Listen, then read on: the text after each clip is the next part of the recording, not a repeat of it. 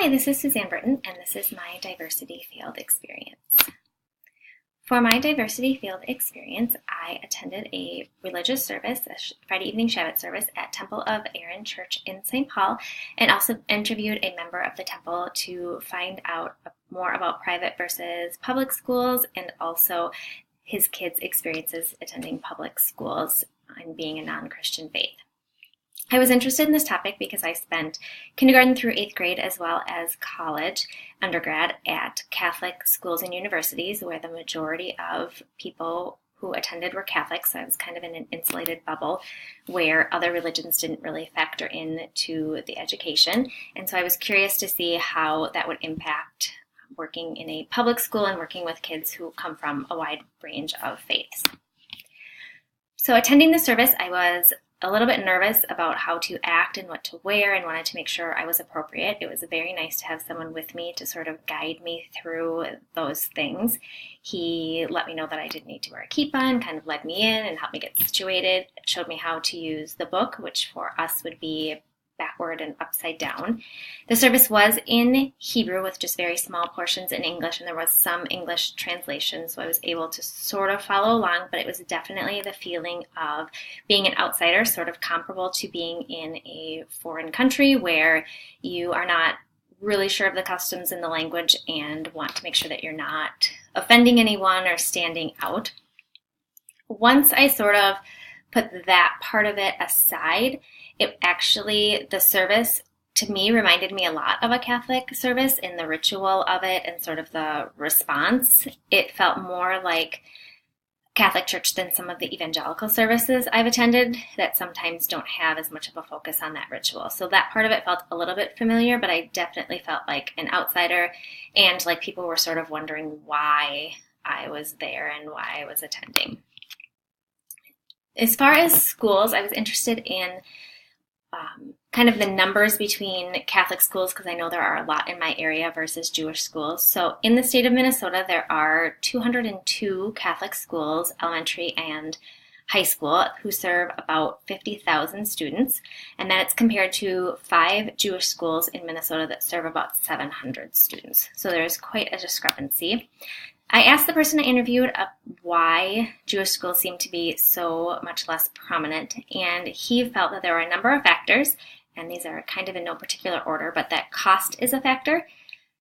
One of the Jewish schools in the Twin Cities is about $9,000 to $12,000 a year, whereas the Catholic school where I live is about $3,000 to $5,000 a year, and partly that's because of attendance and enrollment. You're able to spread the cost over a lot more students. He also felt that in Minnesota there are a lot of quality public schools and also charter schools. So if you wanted the smaller class size, you wouldn't necessarily have to pay that kind of money to attend a private school. He also mentioned the afternoon school, which would be like the evening or afternoon faith formation, and that with that parents feel like their children are getting enough of a faith and that they don't need it to be a focus of their entire day. He also felt very strongly that with each generation, people are becoming less engaged with their faith, and that has a really big impact on the focus that they want to put on it in their lives, and that if they become less engaged, having that much Jewish education is less important to them. He also felt that there is a lot of conflict with extracurricular activities that children are involved in. So we attended a Friday night service that was at 6 o'clock, and there's also a Saturday morning service.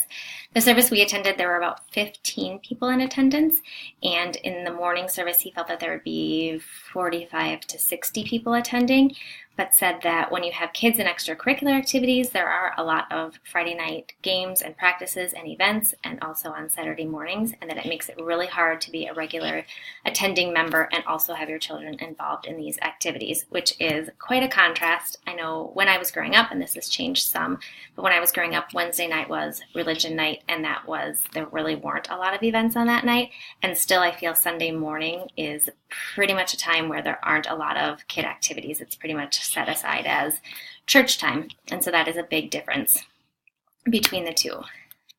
So the person I interviewed attended elementary school in another country, but his kids currently attend public school in Minnesota. So I asked about some of the things related to their school experiences, and he said that the cafeteria in their schools, and they're in elementary and middle schools, will specify which items on the menu contain pork, and that even the lunch ladies will know which kids can have or can't have certain things and will help guide them through that.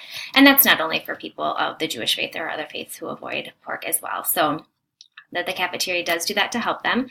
During Passover, when they cannot have anything with yeast or that rises, they do bring lunch from home.